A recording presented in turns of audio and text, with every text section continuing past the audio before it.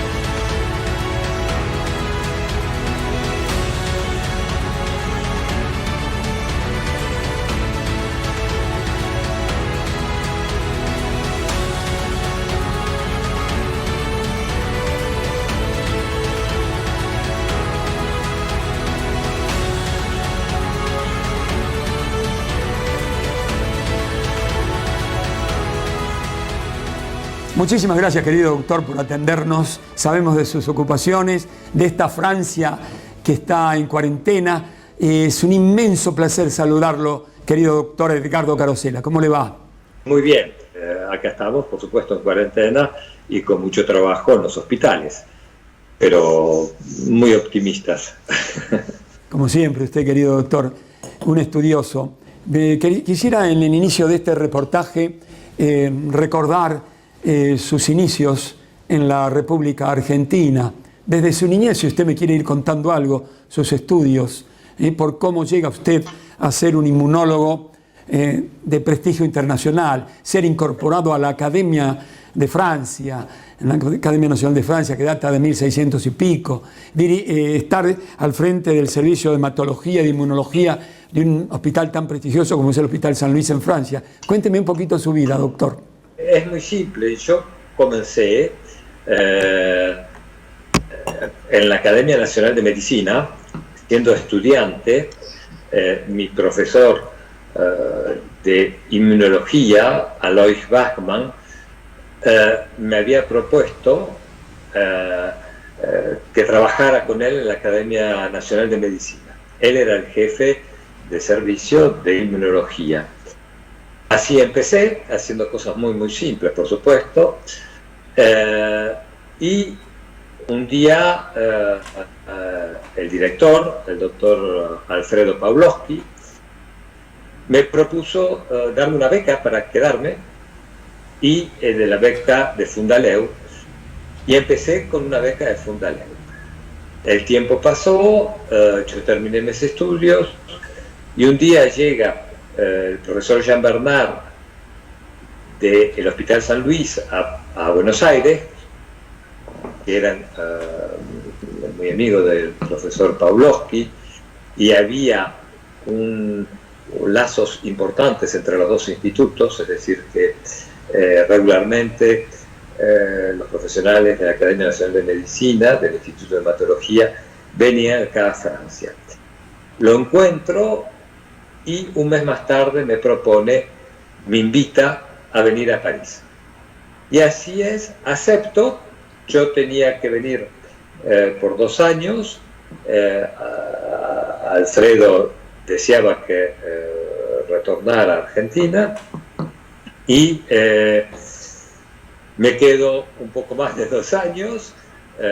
Voy a hacer la residencia, y desde el primer día estuve trabajando con el profesor Jean Dosset, que en el año 1981, es decir, 6 años más tarde de mi incorporación en su servicio, es nombrado Premio Nobel. A partir de ahí, yo continúo a acompañarlo. Luego voy a tomar la dirección de la unidad de investigación sobre las células madres hematológicas. Luego voy a sucederlo en la jefatura del departamento y en la presidencia del Centro de Polimorfismo Humano. Al mismo tiempo, yo continuaba mi investigación, que usted probablemente sabe, fue el descubrimiento de la molécula HLA-G, que es la molécula que permite una tolerancia de la madre hacia el feto durante 9 meses. Desgraciadamente, cuando esa proteína se expresa sobre las células tumorales, también produce una tolerancia, pero esa tolerancia es nefasta porque va a permitir a la célula tumoral diseminarse y hacer metástasis. Entonces, ese descubrimiento fue el que me permitió ser nombrado en la Academia de Ciencias de París, del Instituto de Francia, a la European Academy of Sciences, a varias academias españolas del Instituto de España, y hacer, bueno, un pequeño este recorrido. Y hoy todavía sigo ejerciendo como jefe de departamento, presidente del Centro de Polimorfismo y director en el Comisariado de Energía Atómica de Francia. Sería importante recordarle a aquellos que no lo saben o informarles al público de todo el país que está mirando este programa que el doctor Carosella, con su flamante, encantadora esposa, él mirando cuando estaba embarazada, ahí se preguntaba, Edgardo, este queridísimo amigo y prestigioso científico internacional, cómo no había rechazo en eso. A partir de ahí agudizó su ingenio, su estudio, su investigación y llegó a este descubrimiento fabuloso. ¿Fue así, Edgardo, o yo estoy exagerando un poco? No, es decir, la pregunta, es cierto que la pregunta no las hacíamos con el profesor Dosé muchos años antes, pero el embarazo de mi esposa, mi primera hija, Astrid, que usted conoció, dado que usted nos recibió de una manera formidable en su programa, las dos, me llevó a tratar de aprofundir más el problema, es decir, que lo habíamos dejado un poquito de lado y en el momento del embarazo, de esa maravilla que es una vida que se construye, preguntarme por qué mi esposa no la rechaza, dado que por la mitad mi hija tiene mis genes, es decir, de que normalmente tendría que ser rechazado. Si inmediatamente después del nacimiento usted se hiciera un pequeño trasplante de piel, por ejemplo, muy pequeño, del bebé a la madre, va a ser inmediatamente rechazado, porque entonces durante 9 meses se establece ese equilibrio. Y es así que en el año 1991 pude describir por primera vez la molécula HLA-G responsable de esta tolerancia. Bravo, maestro. Bien, doctor, usted sabe bien que lo he llamado porque usted es un científico de prestigio internacional, inmunólogo, y me puse a leer un poco. Hay gente que cree que este periodista sabe, no, yo leo mucho e intento que lo que leo es saber preguntar, nada más que preguntar constantemente a personas tan estudiosas como usted. Porque sobre lo que usted está contando, por ejemplo, pareciera que en un investigador, en un científico, donde hay pasión, inteligencia, parece que eso transcurre durante las 24 horas de su vida, porque mientras usted miraba a su esposa, no estaba en un laboratorio usted. No, bueno, puede ser que sea una deformación profesional, es decir, de que terminamos por, a fuerza de hacer preguntas constantemente, terminamos por preguntarnos todo. Claro. Por definición, un investigador tiene que ser un hombre curioso. Es muy curioso. A veces le trae problemas, pero por definición tiene que ser curioso. El investigador tiene que tener 2 características, o por lo menos. El primero, ser muy curioso, y el segundo, tener siempre el poder de admiración, como tienen los chicos cuando encuentran algo que parece simple y están completamente admirados. Un investigador tiene que tener ese poder de admiración, de admirar todo lo que está viendo y sobre todo de analizar esos resultados que parecen siempre no específicos. Es decir, que cuando uno hace una experiencia, va a obtener 2 tipos de resultados. Uno es lo que uno está buscando. Encontró lo que uno se propuso de analizar. Y luego va a encontrar un segundo tipo de resultados, que ese no lo imaginó, no lo pensó, pero que la experiencia le está dando. Enfrente de ese resultado hay 2 posibilidades. O uno dice, no es específico, no tiene demasiada importancia, o le da una gran importancia. Mi maestro, Jean Dosé, me enseñó que había que darle más importancia a ese resultado que a lo que uno estaba buscando. ¿Por qué? Porque es en ese resultado que uno no se esperaba que hace un descubrimiento. No es en el resultado que uno espera que hace un descubrimiento, es en aquel que no está esperando. Es decir, que tiene que tener la capacidad de admirarse, de observar y de ir adelante con lo que no esperaba. Doctor, sobre el coronavirus se ha hablado, se ha escrito, se ha visto tanto en los últimos tiempos en la Argentina y en el mundo que yo he buscado, tratado, buceado, investigado qué pregunta le hago yo que no se hayan hecho demasiado en el mundo. Y la primera pregunta es, hay algunas personas, doctor, que se enferman gravemente con el coronavirus, pero la mayoría no. Entonces, ¿en qué influye y de qué manera, querido inmunólogo prestigioso, fenomenal, el sistema inmune en la persona? Es cierto de que hay, desde hace 2 meses, se han publicado muchos trabajos y hay muchos artículos. Pero hay que primero hacer una gran diferencia, porque muchos artículos se refieren al coronavirus, pero no al coronavirus 19 que mutó y infecta al hombre, sino al coronavirus otros que son propios de los animales y que no infectan al hombre. Entonces hay que hacer la diferencia, porque si bien pertenecen a la misma familia, no es exactamente el mismo virus. ¿Qué es lo que sucede? Porque hoy prácticamente 98% de los enfermos se curan. Es decir, que hay nada más que 2% de enfermos,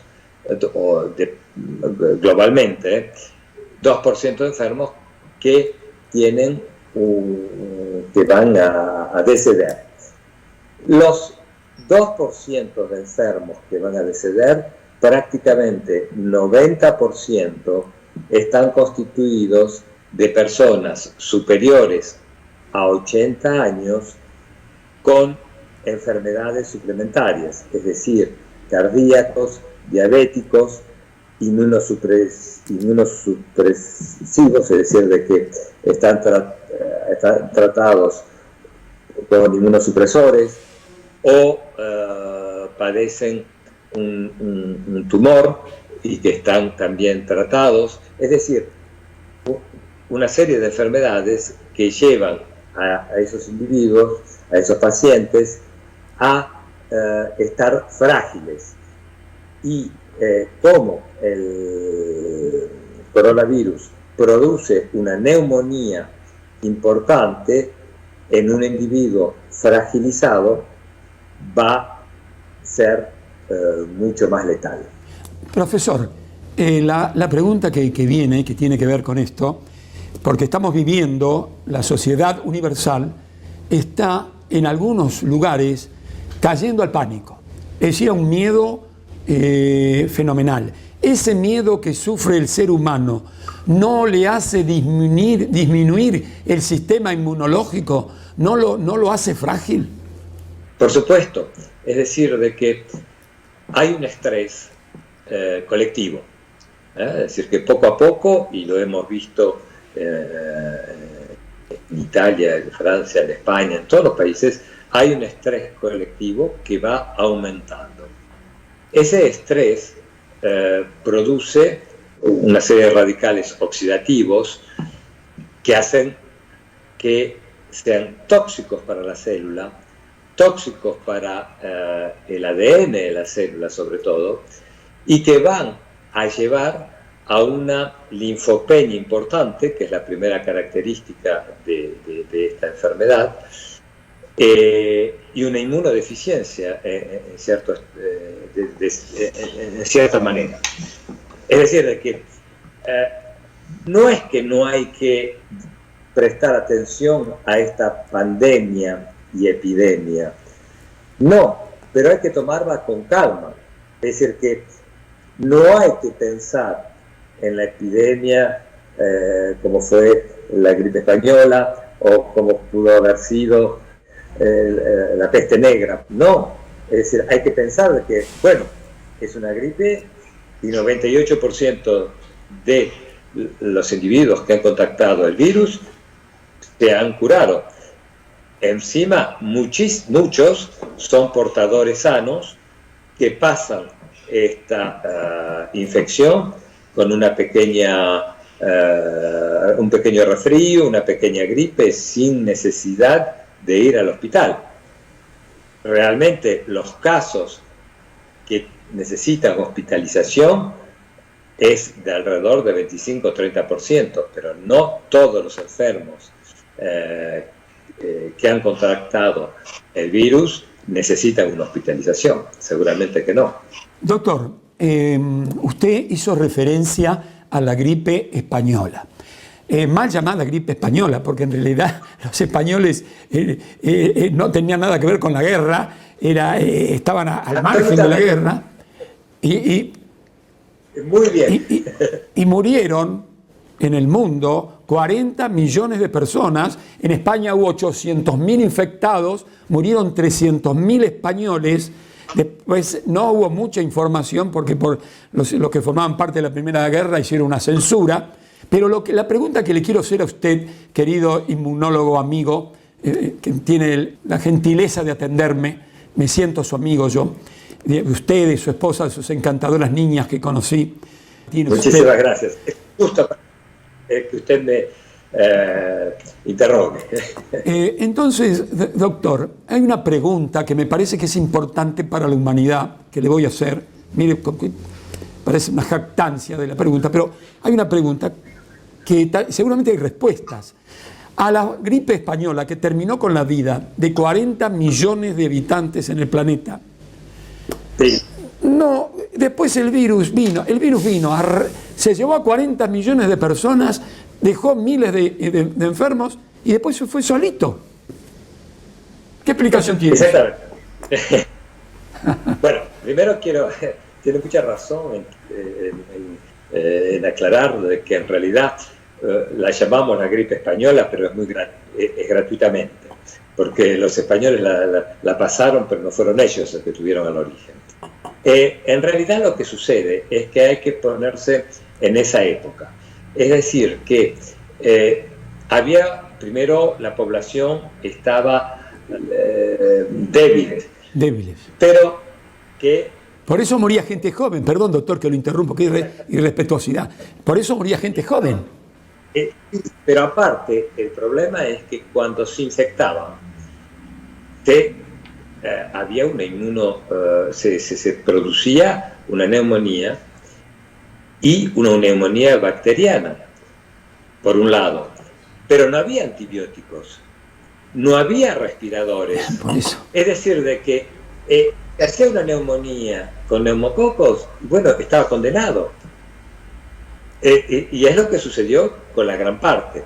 Luego también está los que probablemente hicieron lo que se llama un cuadro agudo debido a una secreción de citoquinas importante que se conoce con el nombre de una tormenta inmunológica o tormenta citoquínica. Pero la realidad es que si hubo tantos muertos era, de un lado, porque no había ninguna antibioterapia, ni tampoco había la posibilidad de ponerlos en respiradores. Es decir, de que el que la atrapaba, bueno, la atrapaba. De acuerdo. ¿Por qué se fue? Bueno, se creó una inmunidad contra ese virus y luego lo que se llama una inmunidad colectiva y luego el virus desapareció porque ya no tenían más terreno para poder continuar a infectar. Lo mismo va a pasar con el coronavirus cuando se llegue al 60%, que es lo que pasó en China, cuando se llegue aquí en Francia, en España o en Italia, el 60% de infectados no quiere decir enfermos. La pregunta, doctor, justamente por lo que significa usted para la inmunología, ¿habría que aumentar las defensas del sistema inmunológico? ¿Hay maneras? No, yo creo que eso siempre es una posibilidad. No, yo pienso que la mejor manera, es decir, que está la prevención y el tratamiento. No, la prevención es muy simple, es decir, hay que tomar las antiguas costumbres, lavarse las manos constantemente, estar a distancia de 1 metro entre las personas para no poder contaminarse, porque este virus se contamina por vía oral, es decir, a través de la saliva, donde hay que estar a 1 metro de distancia, utilizar guantes, lavarse las manos. Son las precauciones mínimas. No encontrarse en lugares públicos cerrados con un número de personas importantes, es decir, de que cuando una reunión ya pasa 20 personas en un lugar pequeño, o si se está en un lugar más grande, tipo un teatro, es mejor evitarlo en este momento. Y luego, cuando se desarrolla, cuando se produce un foco, es decir, cuando hay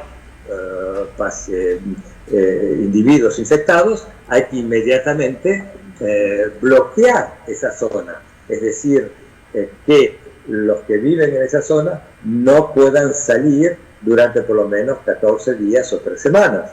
No hay que olvidar que este virus es muy contagioso.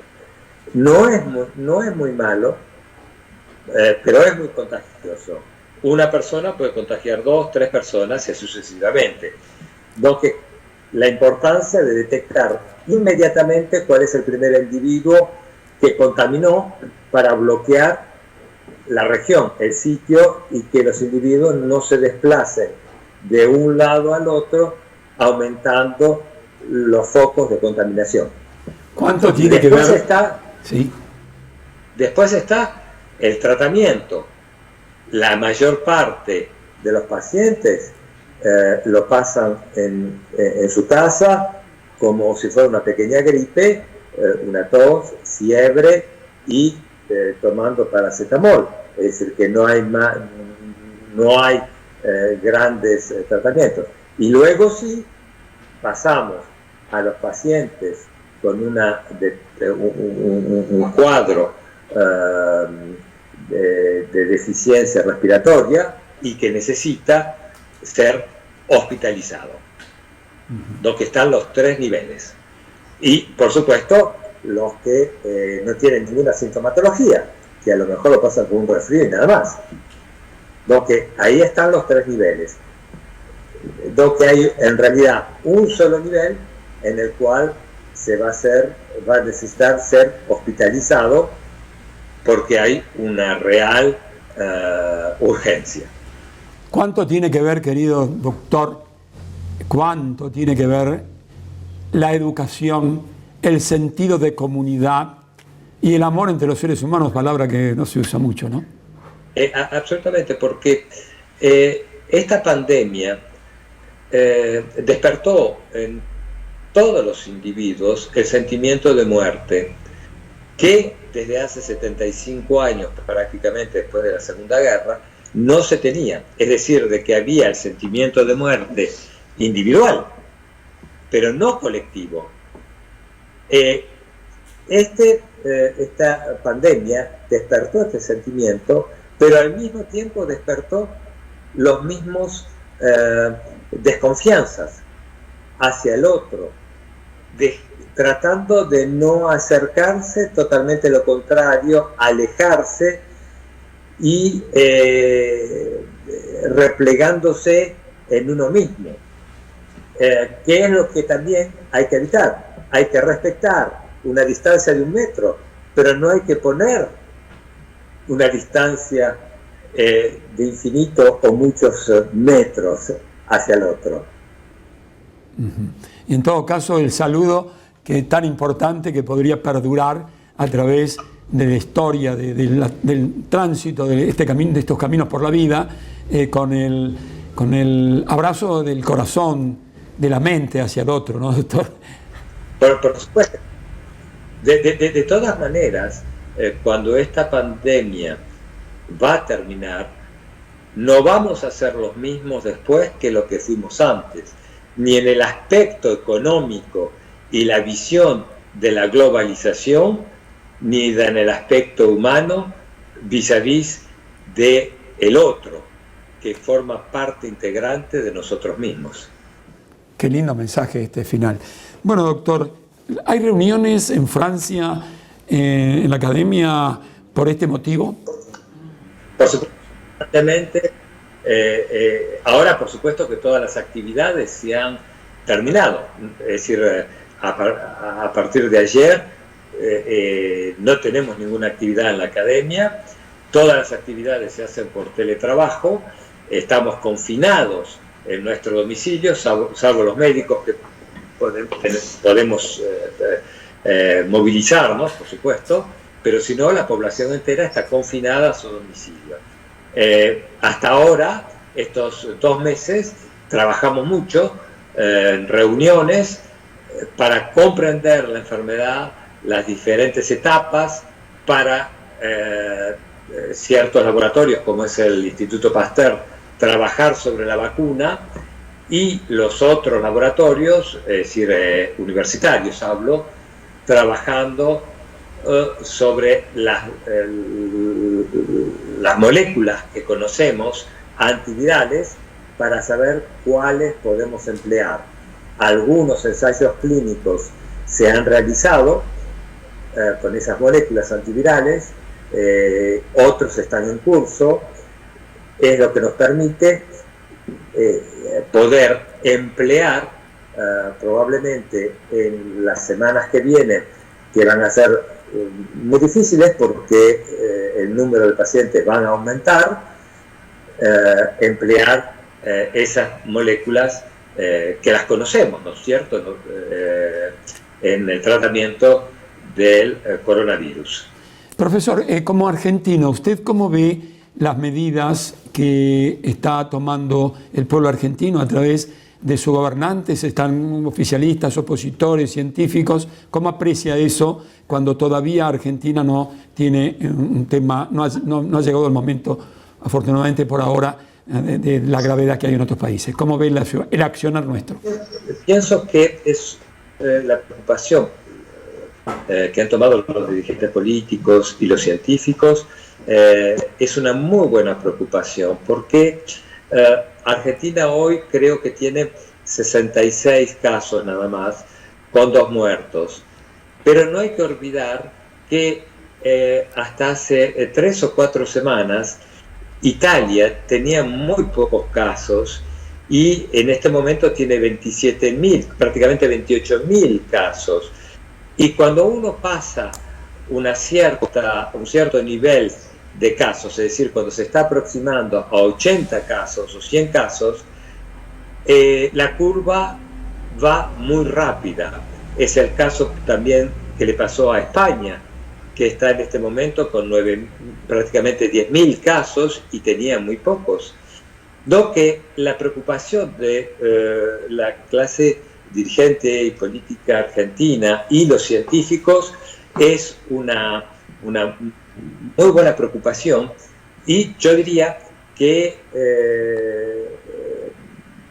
nosotros hemos tomado ejemplo de Italia, es decir, que hay que tomar ejemplo de los países en los cuales esta pandemia se ha producido, para tratar de imitar las normas, o por lo menos no hacer lo que nos dio resultado.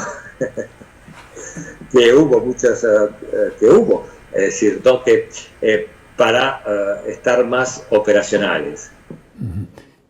¿cuál es su apreciación, su valoración, su juicio crítico en relación a lo hecho por una potencia mundial tan importante como China, que aparentemente, quiero saber si usted cree que es así, habría terminado o estaría en su parte final este virus? ¿Usted cómo ve eso? Bueno, aparentemente, de acuerdo a las cifras, a los números que conocemos, no hay, es decir, está en una meseta la curva de China, es decir, que no hubo nuevos casos, que podemos esperar que llegado al pico máximo esté ahora terminando. Yo pienso que es así, es decir, de que llegaron a una inmunización colectiva y la curva va a empezar a decrecer. Lo único, yo diría, el único bemol que podríamos tener es que es una eventualidad muy rara, pero podría ser que el virus no se haya puesto a mutar y que vuelva a reinfectar una segunda vez. Pero no hay que ser pesimistas porque ese tipo de cuadro es raro. ¿Es suficiente el tiempo de cuarentena? Por la cuarentena antes eran 40 días. Estos 15 días en los países, luego se pueden retomar las actividades normales. ¿Usted considera que después de 14 o 15 días se puede hacer? No, nosotros estamos parados, es decir, en Francia y en España también, en Italia es un mes, 30 días.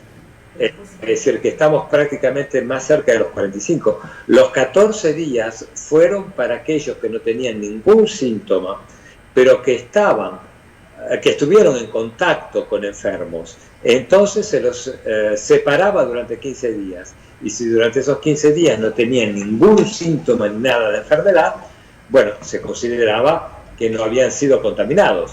Pero es algo muy distinto. Es decir, que son personas que estuvieron en contacto. Por ejemplo, una chica farmacéutica que trabaja en mi servicio tuvo una buena idea de irse al carnaval de Venecia. Bueno, fue formidable. Cuando volvió lo más tranquilo y me dijo, profesor, yo vengo del carnaval de Venecia. La miré y le dije, bueno, te vas a tu casa ahora. A bailar a tu casa. Te vas a tu casa, durante 14 días te quedas en tu casa. Y durante 14 días se quedó en su casa, por supuesto que la llamábamos todos los días, andaba lo más bien, no tenía fiebre ni nada, a los 14 días volvió, y bueno, cuando volvió tuvimos que cerrar el servicio porque todo se puso en cuarentena. Pero es diferente, es decir que es una medida, estuvo en un lugar donde había un foco infeccioso, donde ante la incógnita si lo contrajo o no lo contrajo, se lo separa en la casa durante 14 días. Muy bien. Pero no es enfermo.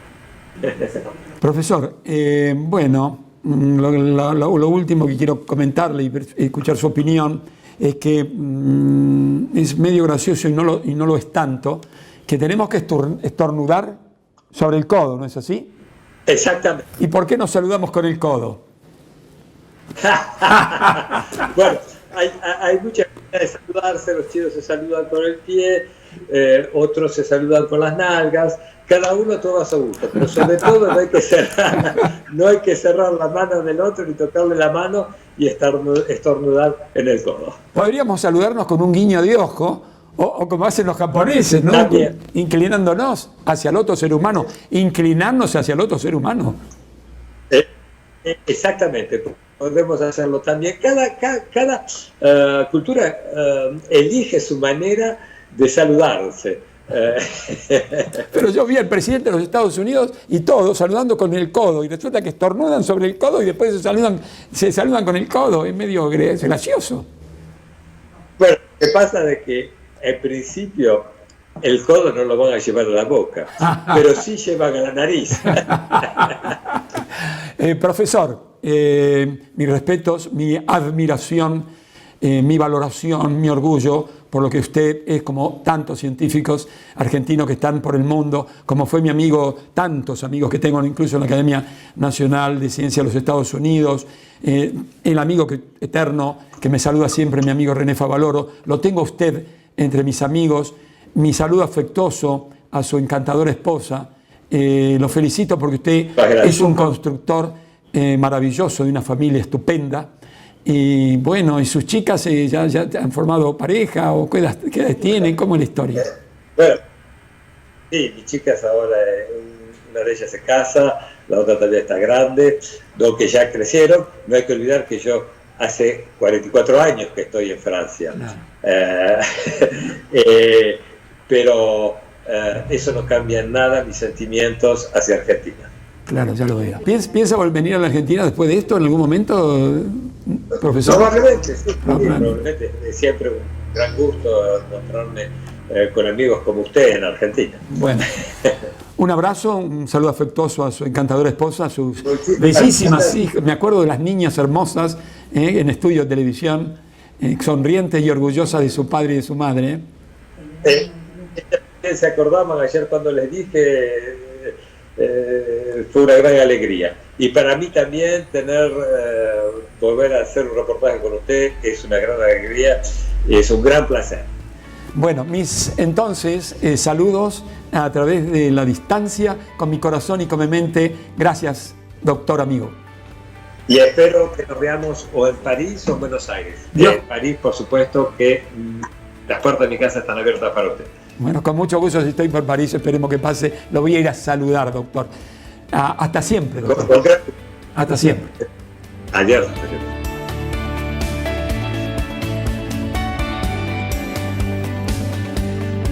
Bueno, Jorge, antes que nada, un saludo. Nos conocemos hace ya mucho tiempo y yo siempre destaco la tarea que tú realizas en la televisión.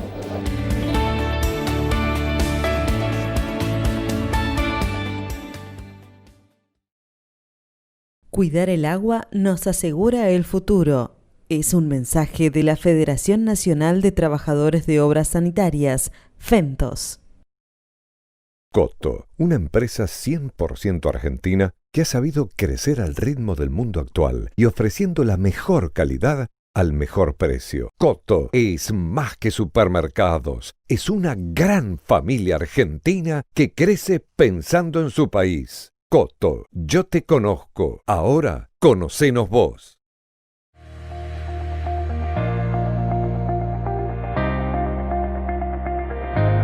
El Partido de la Costa te espera. Anímate a vivir y escuchar sus historias.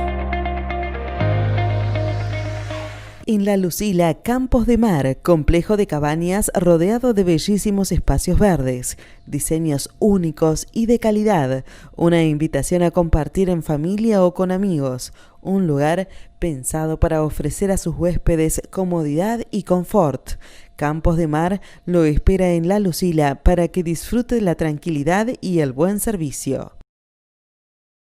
Restaurant Puerto Santa Bárbara. Lisa a la parrilla, rabas, cornalitos, calamaretes, cazuela de mariscos, arroz con mariscos, pastas, minutas, parrilladas de carne, menú infantil, productos de primera calidad, pesca propia, abierto todo el año al mediodía y a la noche. A metros del puerto de San Clemente, la mejor opción y la mejor elección. CIAS Construcciones, ejecución de obras bajo el método tradicional, SIP o Steel Framing, un sistema constructivo con una estructura resistente, compuesta por perfiles de chapa de acero estructural, galvanizado, de muy bajo espesor. CIAS, búscanos en Facebook, te esperamos en San Clemente, tu casa la hacemos nosotros. Mr. Pacman, casa de comidas para llevar, todo casero, pizzas, empanadas, milanesas, pastas, postres, papas fritas, rabas y los mejores sándwiches de miga de las Toninas. Promociones todos los días. Como desde hace 8 temporadas, Cristian y su mamá los esperan en Mr. Pacman. Hotel New Seaboat. 50 habitaciones con vista al mar, sauna e hidromasaje, pileta climatizada, la perfecta unión del mejor servicio en el mejor lugar. Hotel New Seaboard, Avenida San Bernardo y Avenida Chiosa, San Bernardo. Restaurante Pipo, marisquería, pastas y parrilla, estacionamiento propio, la mejor atención personalizada, servicio de excepción, calidad en cada plato y en cada mesa, sabores y aromas inigualables. Un clásico en el Partido de la Costa. Restaurante Pipo lo espera en Strobel 83, San Bernardo. Hotel Belsur. Cocheras cubiertas, salones de usos múltiples, microcine para 120 personas, piscina semiolímpica.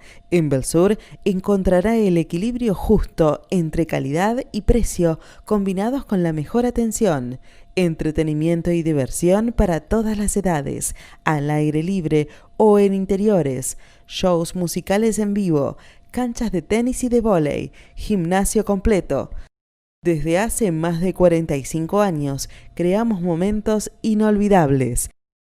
En Hotel Belsur, los días son siempre mejor de lo que podrían ser.